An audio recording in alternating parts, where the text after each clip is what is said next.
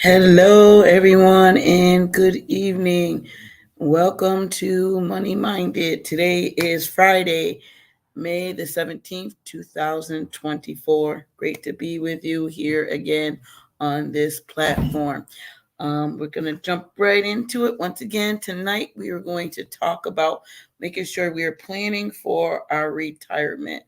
Um, and the reason this struck interest to me, and I hope it can help someone else, is um, my company, Carol's Corporation, that I've worked for the last 38 years.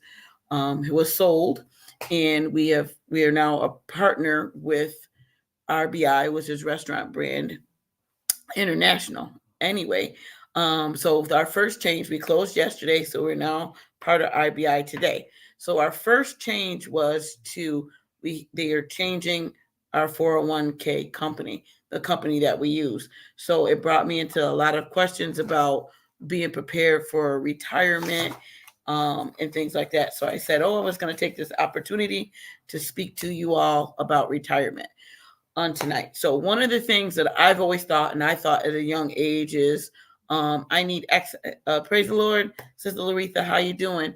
One of the first things that I always thought about was I need a certain amount of money that I tell you, retire how many years or whatnot, and you try to put, okay, I'm going to need $1 million, or I'm going to need $2 million, or we come up with this crazy number in our mind of what we are going to need for, or what we want to have, I should say, for retirement. Okay, but that's not generally the case.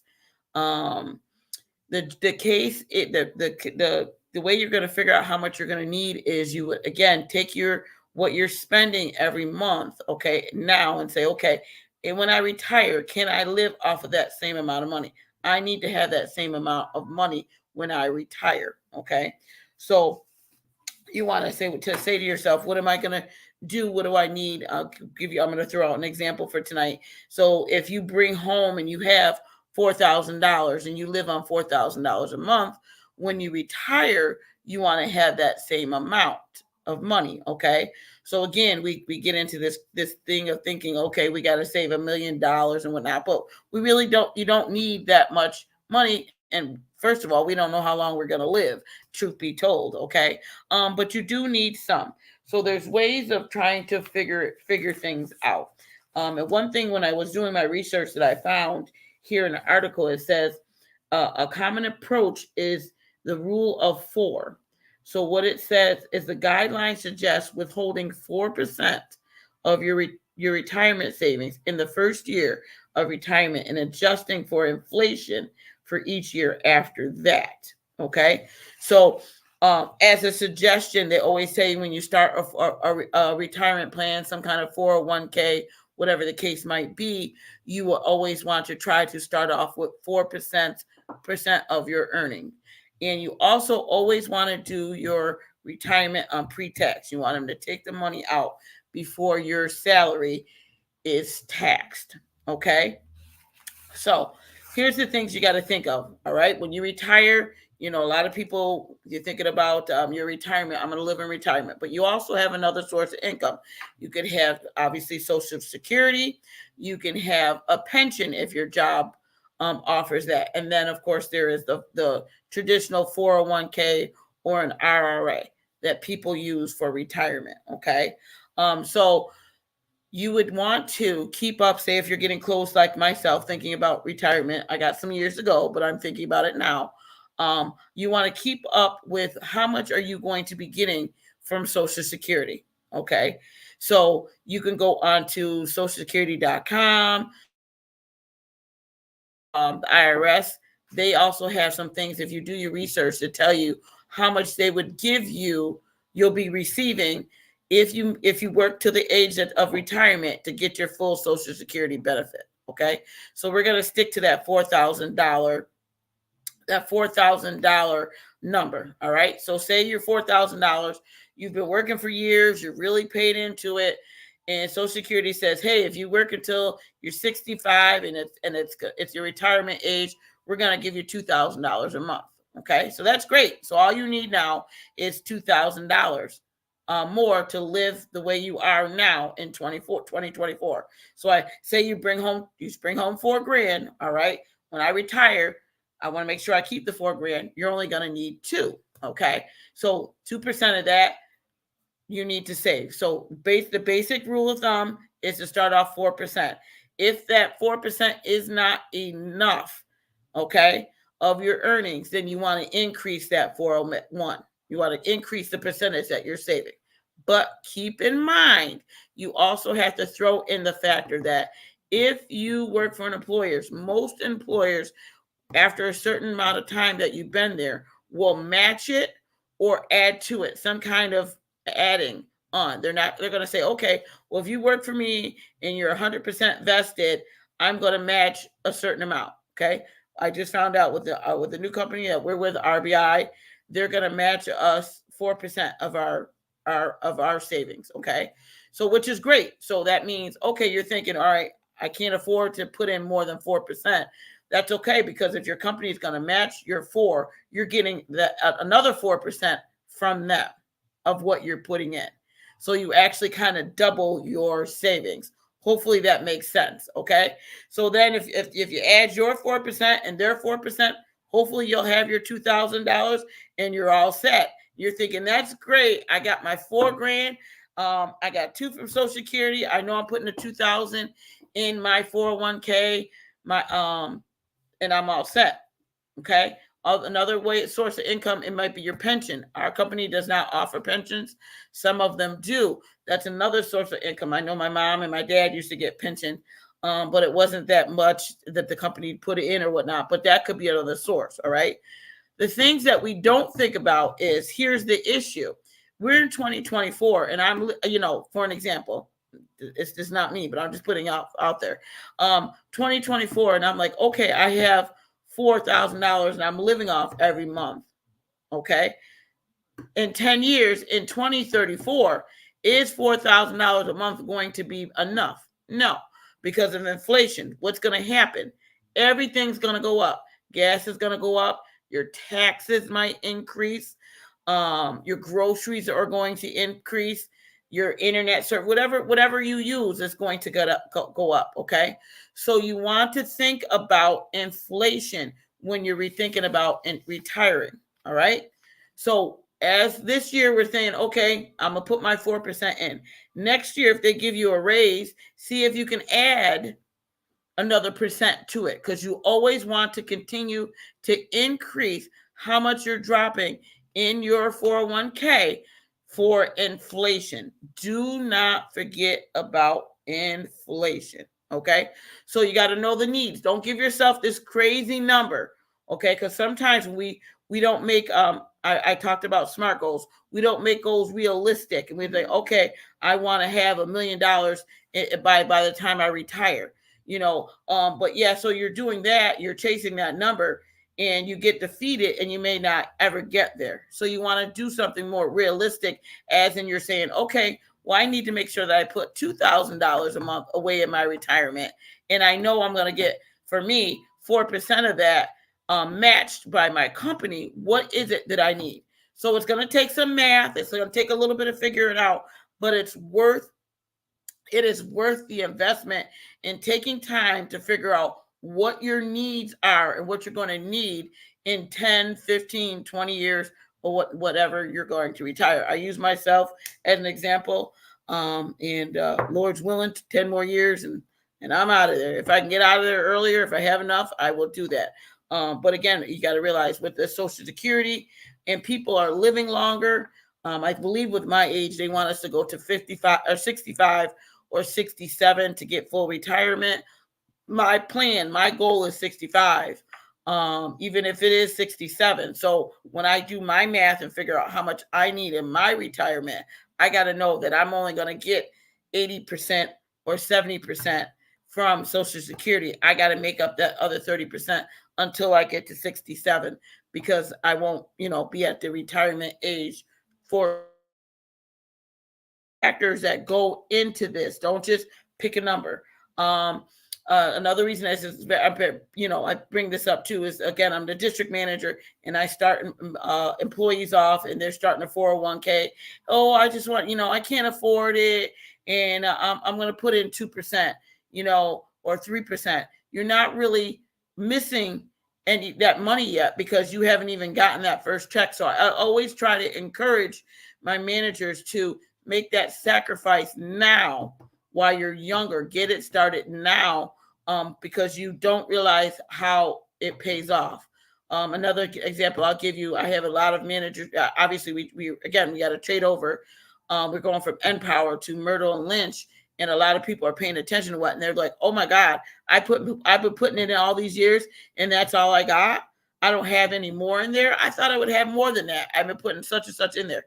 Well, if you keep it the same, and if you're only putting 2 or 3% in there, okay, the company at that time was only matching us what we were putting in there.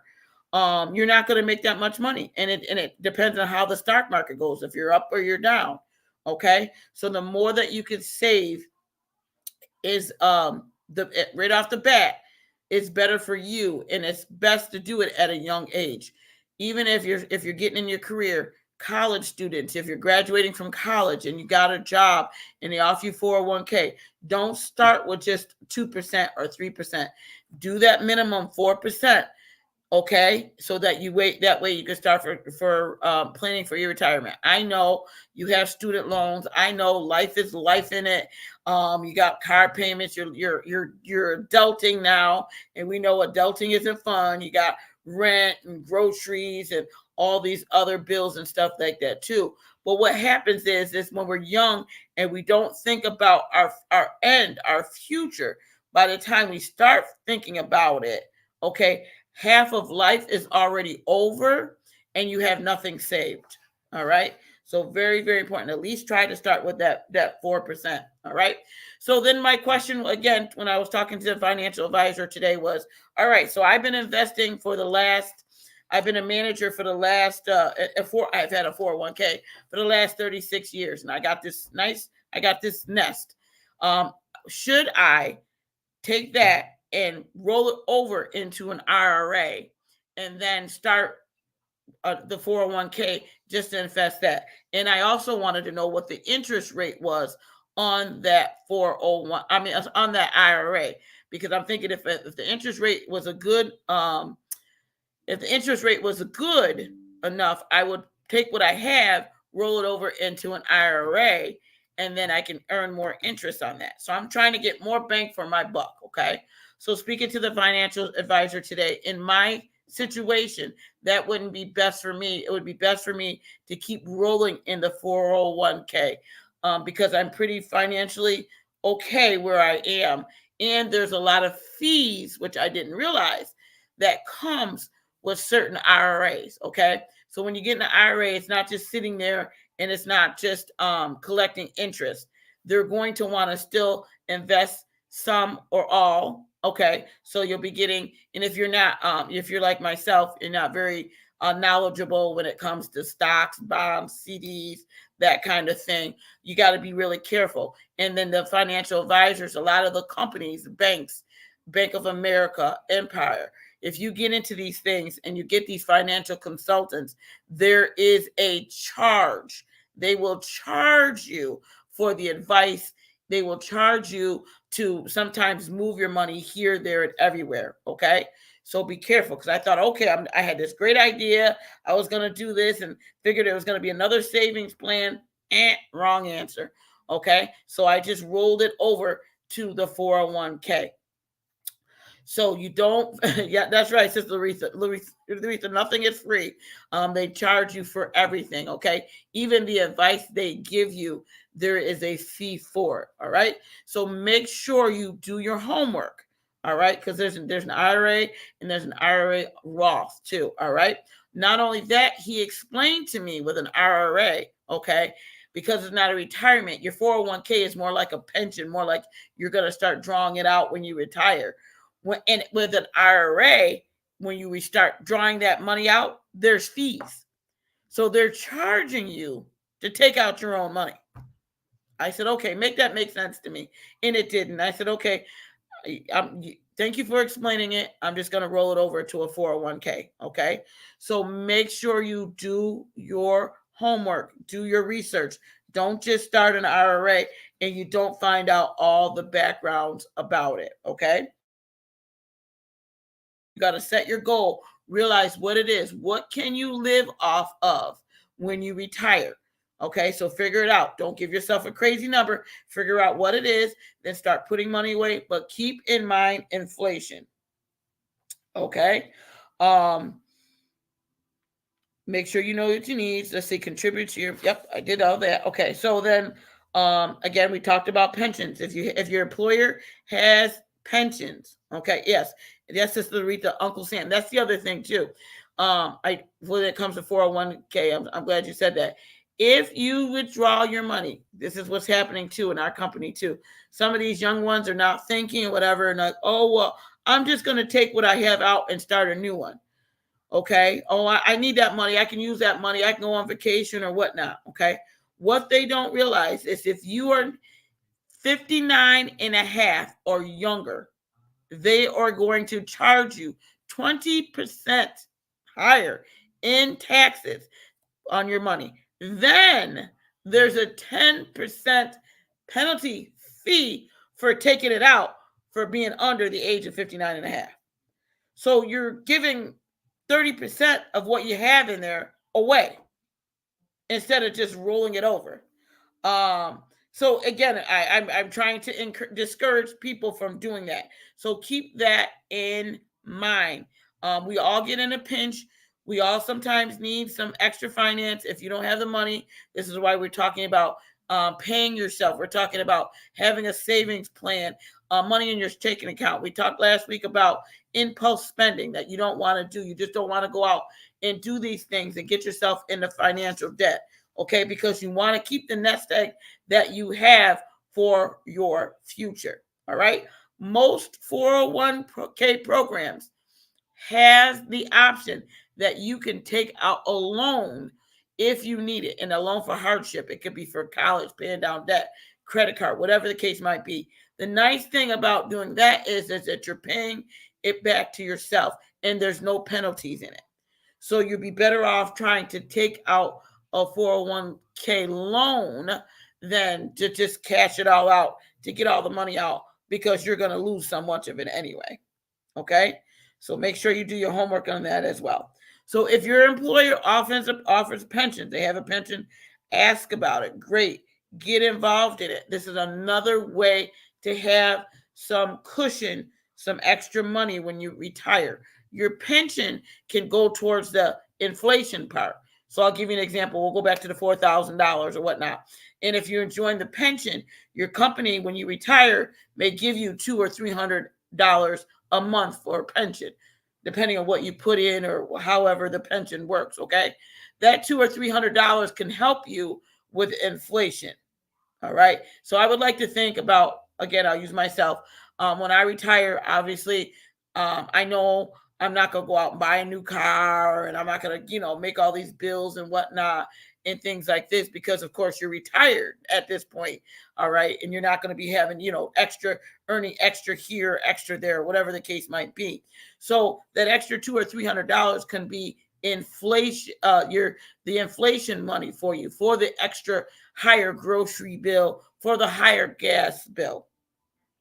Okay, so if they have it, get that in there. All right. Now, when you do get your 401k, consider getting to know some about investing. All right. This new company we're with, they have two financial advisors. Like I said earlier, I spoke with one today. And these come with it. They're included. So there's no fees. All right. So when we get finally transferred over, I will call them and say, okay, what stock and bonds are best for me to invest in? All right. So what I did was all my younger ages or whatever, most of the money that I was putting in, I put it all under the stock. As I'm older now, I'm being more conservative. I'm not going to be that high risk taker. So what does that mean? So that means my money, my retirement that I'm putting in, I'm not playing with it all in the stock market. I have a lot of it going to what's called a guarantee, like a savings account, basically. Okay, where that part is not being invested, but another part is, and you could do certain percentages, and then you can ask them to check it, or which companies are best to invest in, which ones are making the most money, which getting me more bang for my buck, so you don't lose as much money as you would be. Okay, so again, do your research, do your homework, find out if these financial advisors can help you. I've also been looking up, there are some free courses that you can take online. They're informational, but they're minimal. Okay, they're only, so if you really want to know, you may have to, which I'm thinking about doing, going to take a couple classes on stocks, on bonds, on investing, so I can invest what's best, the money that I have for my future. Okay.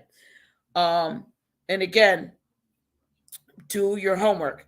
Make sure when you have your 401k, like I said, some of them now, the younger ones are taking it out. When it's in there, don't touch it. You don't know it, pretend it, you don't see about it every day, you don't realize it's there, leave it alone. Is it okay to go look at your portfolio? Absolutely. I have the app on my phone of my portfolio, my 401k. I see how it's going up or down. Occasionally I look at it. It's great that you check it. We get a report every quarter how we're doing in our 401k. Yes, you want to pay attention to that, but what you don't want to do is go in there and touch it, like I said, and then pay all those fees and those taxes that you don't need to be. Because again, if you do that and you don't start all over for another year, if you get penalized or whatnot, by the time you get in your 50s, you're going to kick yourself and say, man, I wish I didn't do that when I was 20. I wish I invested more when I was 30. Okay. You got to just put it in there, leave it alone, stay away, don't ask. It's there. That's your retirement. Okay. Um, just pretend like pretend it's not even there. All right. So we want to make sure that you're looking at that too. So these are what very important ways to plan for your retirement. You want to make sure that you get your pensions, your 401k. IRAs are good. I'm not saying that they're all bad, but you got to make sure it fits in for you. Okay. The company that we're using, the bank that we're using, the IRA doesn't work for me, but that doesn't say that I can't do my research and transfer it to a different IRA. And again, you can do whatever you want because it's your retirement. Do what's best for you, but make sure that it's stable. Okay. And keep in mind inflation. Don't forget, I can't stress it enough. Okay. Because 5 years, 5 years, I can say next year, groceries are going to be high. COVID did a lot to us, and it hurt us tremendously, and it put us back as tremendously. And now we're trying to catch up, and we're feeling it. And I feel bad for my grandchildren. If the Lord don't send the sun back, if God don't send the sun back, I feel bad for my grandchildren and them, because they're going to continue to pay for this over and over and over again. All the stimulus and things that went out that have happened, the money's got to come from somewhere. Okay. So we have really got to be money minded and make sure that you have all your ducks in a row. All right. So that you can live a happy, productive life. Know your goal. My goal for retirement is I want to live the same way that I'm living right now. I like to go on vacation. I like to take my trips, right? I like to know that if I want something every once in a while, I can treat myself to something every once in a while. Okay. I don't ever want to go back to having to live paycheck to paycheck. So if that's my goal, then I need to plan for that. And that means that means to make sacrifices today. So for my future will be bright. My future will be good. I won't have to depend on someone or something, the government systems, whatnot, or things like that, to get what I want or the things that I need. All right. So you got to make sure you plan. Again, do your homework. There was an equation here. It says to take it's called retirement number. It says take your desired annual income and divide it by that 0.04%. And that will tell you how much money that you should put out a week or every 2 weeks, however you get paid, what your percentage is to put it into your 401k. Okay. But please, please, please do your research, do your homework. Don't just minimize it. Don't just say, hey, I'm going to take I'm going to throw $20 in here, just to say it is. No, you don't want to do that, because down the road, and if the stock market goes the way it does, up and down, up and down, trust me, I got managers who've been around 20 years, and the things that they're coming to me and asking me or telling me about, I'm just shaking my head. And you really need to be a little bit more aggressive now and start putting some extra money in your 401k, so you can live the way you would like to live. All right. So I hope this information was helpful to you. Again, if you have any questions, if there's anything that you guys will want to discuss, please feel free to send me a message on this platform, message me or whatever. And I hope I can continue to be informational and helpful to you, so we can help you money minded. But I to do it is, amen, is to give God your tithe and your free will offering. He will open the windows of heaven and pour you out a blessing that you won't have room to receive. And that's why I'm a blessed woman today. Not just because I'm money minded. It's because I've always given to God first. All right. God bless you. We love you. Lord will, be with you again next Friday. Have a good night. Thank you.